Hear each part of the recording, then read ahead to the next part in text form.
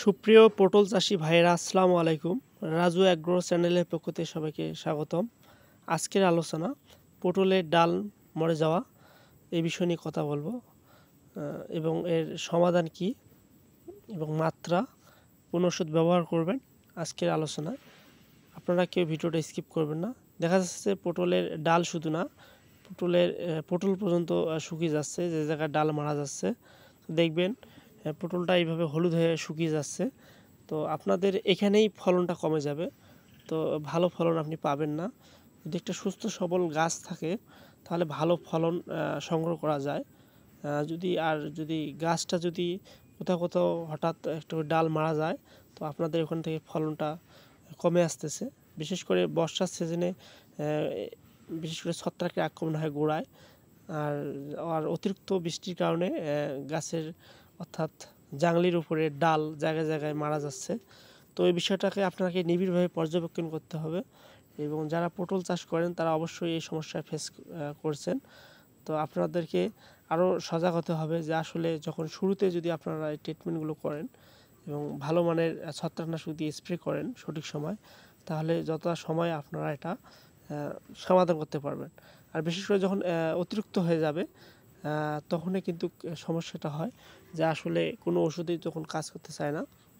তো আজকে আমি এমন একটা ছত্রাকনাশক নিয়ে কথা বলবো, তো অনেক একটা ভালো মানের কোয়ালিটি, এটা অবশ্যই সমাধান পাবেন আপনারা, এবং এর মাত্রা আমি এই ভিডিওর মাধ্যমে পুরোটা প্রসেসটা তুলে ধরবো।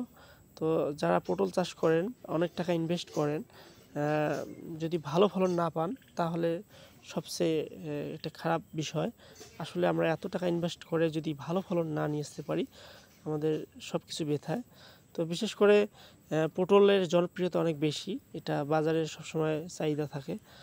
তো আপনারা বিশেষ করে যদি এরকম জায়গায় জায়গায় পটলের ডাল যদি মারা যাচ্ছে যদি দেখেন, তাহলে এবং ডাল শুধু না এবং পাতাগুলো পর্যন্ত একদম শুকিয়ে তেজপাতার মতো পাতা হচ্ছে, অর্থাৎ পটল পর্যন্ত হলুদ হয়ে শুকিয়ে মারা যাচ্ছে।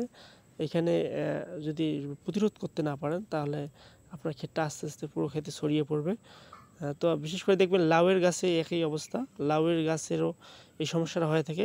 কোথাও কোথাও দেখা যায় গোড়ায় ভালো, আগালে এরকম ঝিমায় যাচ্ছে অর্থাৎ ঝামড়ি যাচ্ছে, অতিরিক্ত যখন রোদ হয় এই সমস্যাটা হয়। তো সেম পটলেরও একই অবস্থা, পটল পর্যন্ত দেখতে পাচ্ছেন শুকিয়ে কীভাবে হলুদ হয়ে যাচ্ছে। তো আশা করি এই ভিডিওর মাধ্যমে আমি সমাধান দেওয়ার চেষ্টা করব।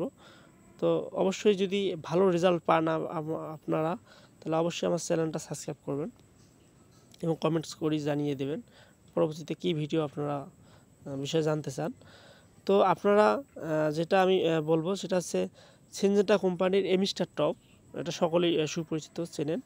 এমিস্টার টপের উপাদান দুটি, অ্যাজোস্টোবিন প্লাস ডাইফেনকোনাজল, এই দুটো উপাদান দ্বারা গঠিত। এই দুটো আপনারা অর্থাৎ প্রতি লিটারে 1 মিলি করে 16 লিটার পানিতে 16 মিলি ওষুধ দিয়ে স্প্রেটা করতে হবে, অর্থাৎ শেষ বিকালে, অর্থাৎ অতিরিক্ত রৌদ্রে স্প্রে করা যাবে না।